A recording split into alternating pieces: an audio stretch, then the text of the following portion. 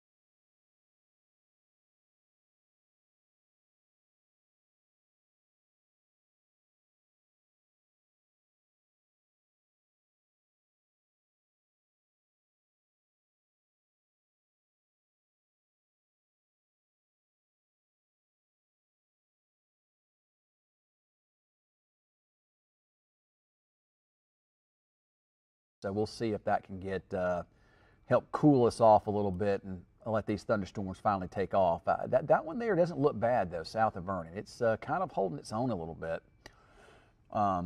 It's fighting that cap, but that cap, probably going to ultimately win out, I would think. But that is holding its own. It's trying. So if it continues, there could be some small hail in Vernon before 10 o'clock with that thunderstorm as it moves up to the north and northeast. And these thunderstorms here north of Lawton, they're trying to increase now some too. And they may pose a little bit of a hail threat if they can continue and maintain themselves. And we'll see if they can grow a little bit.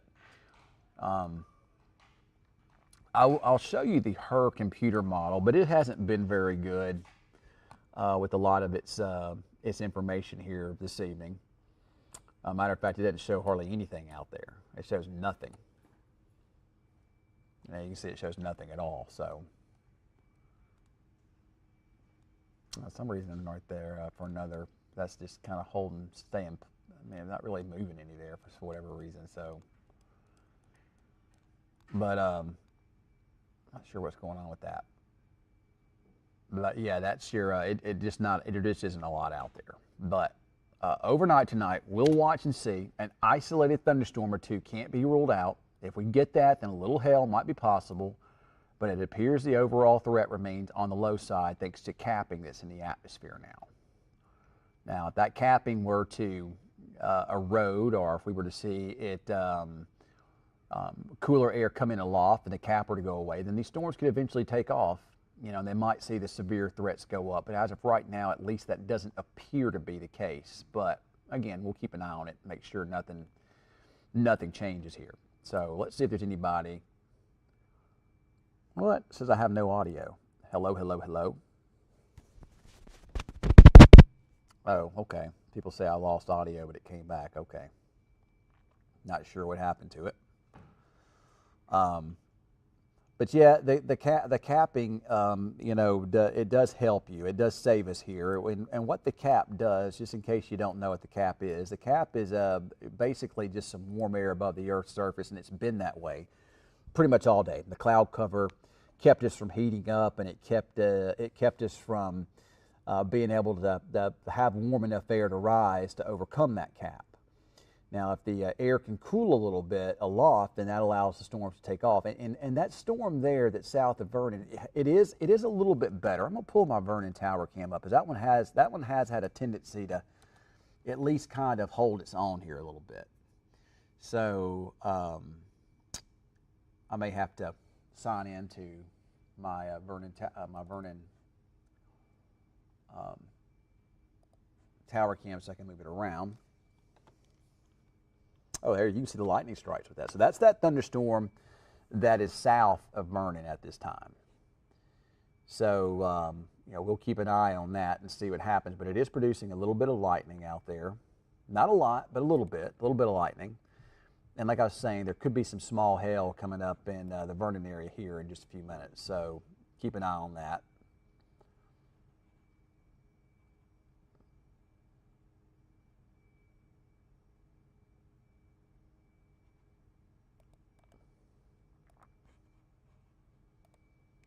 Cameron's back in, by the way. He did some storm chasing for us earlier, but I called him back in. It was getting dark outside, and you really couldn't see anything anyway. So, and there wasn't really much to chase. So I just told him to, come on back in. So he's back here. But if we need to send him back out, we can.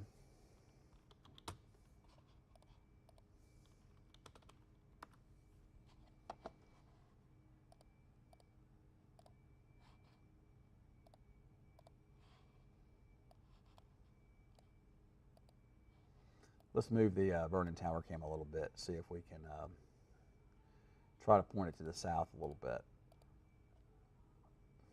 So I'm trying to look south of here, so we see if we can see any lightning with that. We're seeing a little bit from time to time. Let's go back over to radar. But that storm, like I say, it's trying, but that cap is probably going to keep. It's just got this air trying to rise up through it. But as it starts to move into an area where the air is more stable, which is in that area now, it's just a lot working against it, and it really keeps it from taking off. But I still believe that there's at least a little small hail in this, at least a little bit of a hail threat as it makes its way up towards Vernon. There's the latest radar update. Let's see if there's any new change with the velocities, and I do not see any change with the velocities on this storm at all. So it tells me that it's continuing to struggle at least a little bit.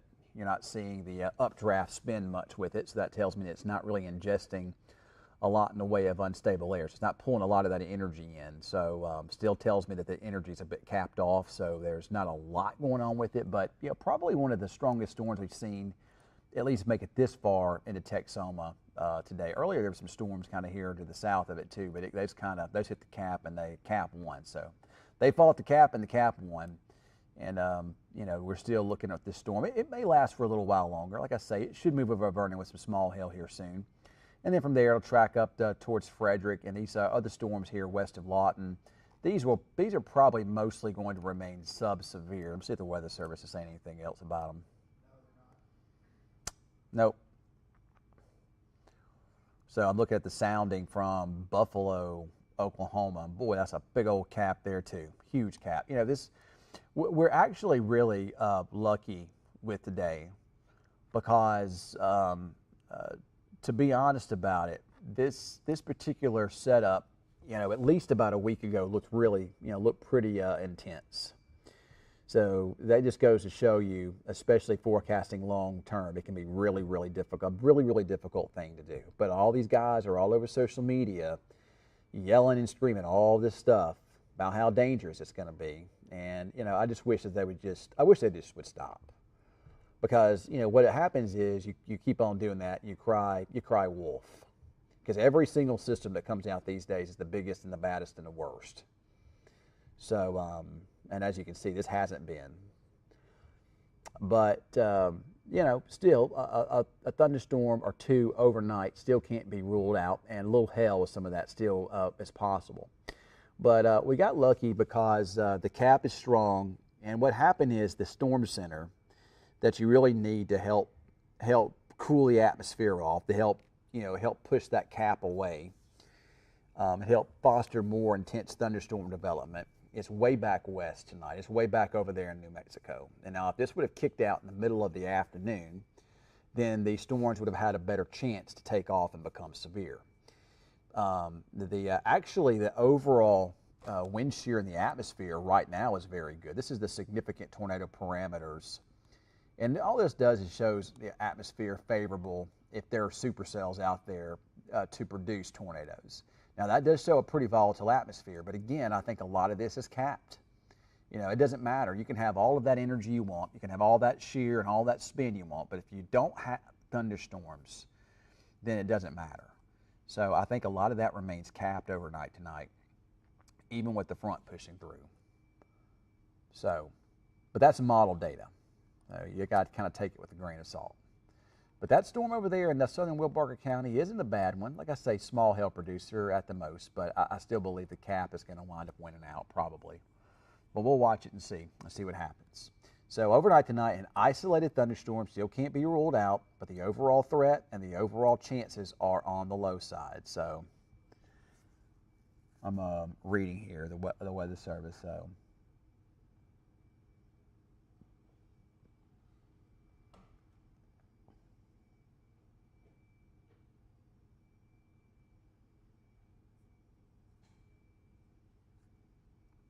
yeah, their Weather Service is finally backing off on their severe weather talk overnight tonight. So, which is good. Which is good. All right, let me see if there's any questions over here. Big capping from Aaron Gonzalez. You're correct. It is some big capping. You know, Cameron, I'm still getting this low, very low audio stuff. So I wonder, I mean, even over here, I don't know why the audio is very low. You have OBS all the way up? Yeah. Yep, I do. I was fine. I had some issues last Monday, but I just jacked up the Check volume. 1 2 1 2 1. Well, it's up. As you can see, it's up as high as it'll go there. So 1 2 1 2 1 2. Someone said the audio is fine now. Could be it going in and out, possibly. Possibly, we'll have to keep an eye on that. So, but yeah, audio is fine. So good. All right. Well, that's good to know. That's good to know. That's not a bad storm there, Cameron. I've been watching the Echo Tops. Yeah. It hits 40,000 and then crashes. Yeah, just too much inhibition out there, and you can see the overall DBZ levels are coming down now too. It looks like the cap is finally eating it, and that's what we've seen today. We've seen several significant thunderstorms get going. I mean, you saw those storms that on my feed. You know, you had a really nice looking storm and it hit that cap and it just pancaked out. Yep. They just can't overcome the cap. If the air aloft were a little bit cooler, then these storms would be taken off, and they would be very severe. But thankfully, that's not the case. So, you know, it's just, I've always said that these big systems like this rarely produce big severe weather in our part of the country. You know, when you have a big, what's called synoptic system, it's just a big storm system kicking through. It has to kick through at the right time of day. And for whatever reason, I guess it's just the way things line up, these systems usually kick out late at night or early in the morning when we don't have an atmosphere favorable for severe weather, which I'm okay with. Our bigger severe weather here comes with what's called mesoscale features, which is smaller scale weather features in the atmosphere. Usually you get to higher, what's called CAPE, higher instability, less of a cap, and then you have other little small things in the atmosphere that help get the convection going, thunderstorms going. That usually produces our biggest severe weather, especially over into May and June. If you can keep decent flow aloft, then it can give you better severe weather, or more significant severe weather, that is. But you can see that cap really eating that storm up south of Vernon now. Still might be a little small hail with it. And there are the storms trying to go there west of Lawton. I'm telling you, if the cap wasn't so strong, those would be taken off, and they'd probably be severe by now, and we'd be more concerned up towards Oklahoma City. Quite a bit of spin out there in the atmosphere tonight, but again, it doesn't matter if that spin is there or not. If you don't have a way to keep these storms going, and you don't have a way to ingest that energy or that instability into them, then it doesn't matter what you got going on. So, and a lot of those people again on social media, and Cameron, here's one thing too that I've been baffled by. I said somebody, all right, so right after you started talking at first, it was almost like someone had pushed the mute, but then about a minute or so later, it came back just fine. I wonder what happened. So, well, and I'm not in the business of, William, I'm not in the business of slamming people, okay? And certainly not our friends at the Weather Service, and I'm not talking about Norman, but this has got to be said. I've got to say this because I just have to. The Storm Prediction Center has just not been good. I mean, their outlooks have been way overblown. There should have never have been a tornado watch issue today. Yeah, Lindsay, Reed, I love Reed too, but he's gotten really bad. I mean, every time he's on, everything is an outbreak. He's awful. I mean, he's become awful. I mean, he's one of the main hype guys, and he has such a big platform to do so many good things, to give great information, but he doesn't, because you know why? Because the algorithms on social media don't like it when you're like me and you're giving good information. They want loud and all that kind of craziness. So, but yeah, he's become annoying because of what he's doing. But he knows what he's doing because he's a businessman. But like I say, William, SBC has not been good lately. They're issuing risks that are way too high. And I don't know what's happened there because they've always been so good. And it just seems like as of late, they just haven't been. Their convective outlooks have been way too high. They're issuing tornado watches when there shouldn't be. I mean, I'm looking at the Southeast last week, and there was a moderate risk. There was absolutely nothing, a level 4 moderate risk, and there was absolutely nothing that indicated that it should have been a level 4 moderate risk. I thought slight to enhanced was probably about as good as it should have been. So I don't know what's going on. I don't know if it's new forecasters coming in that still haven't learned and found their way, because you think that. That could be a good story, Cam. No, I'm not going to do a story on it, but I mean that might be a story that for you to do. But I mean, maybe it's new forecasters that have come in that just need to get a little more experience. But usually for working for the Storm Prediction Center, you typically want to have your best and brightest. But you're right, Nathan. I think that there are just some new guys there that what they're doing is they're looking at all these scary indices on these computer models, but they over forecast. I don't know if it's forecasting upon their what they want to happen, or they're forecasting upon a ceiling, or what they're doing. But SBC is not good right now. Yeah, new leader at SBC. It's obvious because whoever it is not doing a good job. I mean, they had this big 10% outlook area in Kansas, and I thought to myself, well, there might be some severe weather up there tonight, and there could be some, but there shouldn't have been this significant. Everything's a significant tornado risk. Everything is. Forecasts based upon what you know, and not just upon what a model shows. So, yeah, I miss the older forecasters there, David, because the new ones are not very good. They're forecasting based upon a ceiling rather than from experience. I mean, like I've been saying here, I don't care what you have out there. I don't care how dangerous the atmosphere looks. But if you don't have sustained thunderstorms, I'm talking about sustained supercells that can continue to grind it out, then, it doesn't matter what you have. None of that means anything. Like tonight, there's some pretty scary parameters out there, but there's a cap in place, and that keeps all those scary parameters from actually being able to mean anything. Here, can you want a good example right now? So Cameron's gonna give me a good example. So what is the good example there, Weatherman Cams? So this tweet from 4 p.m. today says, this is not our area, but it says, guys, I do strongly believe that we will get a PDS tornado watch for parts of Kansas and Nebraska. If this is issued, treat it like a warning. Conditions are picking up rapidly, and I definitely think we will see the PDS tornado watch within the next few hours. Is that one of those just weather people online? It's someone who pays $10 for their blue check mark and has no credibility. Oh, well, I bet how many people saw that? So let's see here. So this personally has 785 followers, but they have over 4,000 views on this. Yeah, because the algorithm likes that. Yep, they have the emojis in there. That's people see that, they start clicking and liking, and people, it's a mess. Like I said, people. I think the whole blue check mark thing is a bit of an issue too. People pay $10 for this now, and they get credibility, I guess. Yeah, well, Elon did all that, so. But Facebook, you have to earn that. So you have to earn it. You can't just get it. You can't buy it on Facebook. You have to earn that blue check mark. So, but yeah. Okay. Well, I got to go get ready for the newscast. We're about to go on here in a minute, and I'll talk about these thunderstorms or the lack thereof here on 10 o'clock on the new channel 6 at 10. And we'll be watching things overnight. But as of right now, nothing looks too bad. Okay. So we see. I like Rich Thompson. Rich Thompson he's pretty. He's in the past he's been a pretty good forecaster. So I don't know what's going on.